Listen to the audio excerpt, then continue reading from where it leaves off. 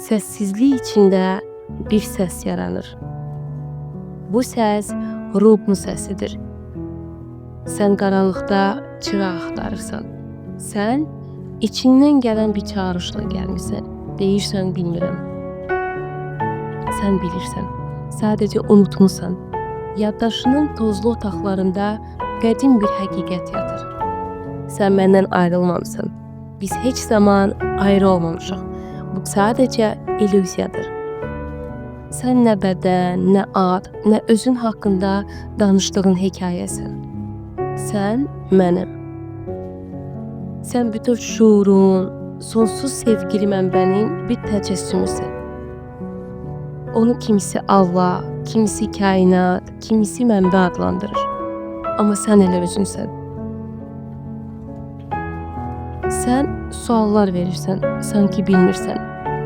Amma həqiqət hər zaman sənin özündə olub. Mən heç zaman səni tərk etmədim. Sənin hər gözəl düşüncən, hər istəyin mənim səndə təzahürümdür. Sən unutdun bütöv olmağın nə demək olduğunu. Sən inandın ki, ayrısan və qorxmağa başladın.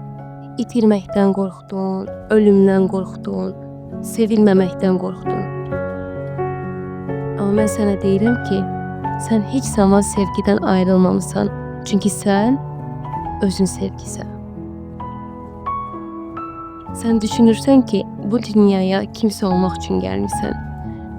Amma sən artıq var olan hər şeysən. Sən öyrənməyə deyil, xatırlamağa gəlmirsən. Yaratmağa deyil, kim olduğunu xatırlamağa. İndi soruşursan ki, niyə həyat bu qədər çətindir? Mənsə deyirəm, ağrı öz kiçikliyinə inanmağın nəticəsidir. Sən unutdun ki, öz reallığını yaratmaq gücün var. Seçdiyin hər fikir sabahını formalaşdırır. Dediyin hər söz bu dünyada bir forma alır.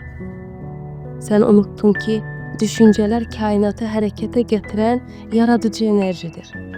Sən inandın ki, səni aldadıblar və xəyanət yaşadın. İnandın ki, sevgiyə layiqsən və sevgi həyatını doldurdu. İndi deyirsən ki, mən niyə əzab çəkməliyəm ki, bunu başa düşüm? Sən əzab çəkməli deyildin. Bu sənin öz seçimindir. Sən unutmağı seçdin. Sən unutmağı seçdin ki, yenidən özünü tapıb deyə biləsən, mən buradayım. Mən evimə qayıtdım. Düşünürsən ki, sənə nəsə verə bilərlər və ya ala bilərlər. Amma səndə olan hər şey səndədir. Sən axtardığın hər şeyi həmişə ruhunda daşıyırdın. Sən sınmamışdan əvvəl bütöv idin. Sən sevilmədiyini düşünməmişdin əvvəl, sevgi idin. İndi isə oyanırsan, xatırlayırsan, həqiqətə qayıdırsan. Səndən başqa heç kim yoxdur.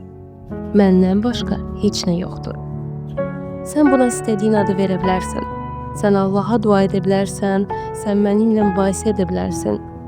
Amma sən heç vaxt məndən kənar ola bilməzsən. Soruşurdun ki, necə edim ki, məni sevsinlər? Məsələn deyirəm, sən sevginin özüsən. Sənin vəzifən sevgi axtarmaq yox, özün olmaqdır. Budur mahiyyət. Kim olduğunu yaşamaq bu qədər sadədir. Sən rədd edilməkdən qorxaraq yaşadın. Amma indi anlayırsan ki, sən artıq inamın özüsən, sən biliksən, sən sakitliksən, sən axtardığın hər şeysən. Və mən bir daha sənə deyirəm, sən bura gəlmisən ki, bunu xatırlayasan.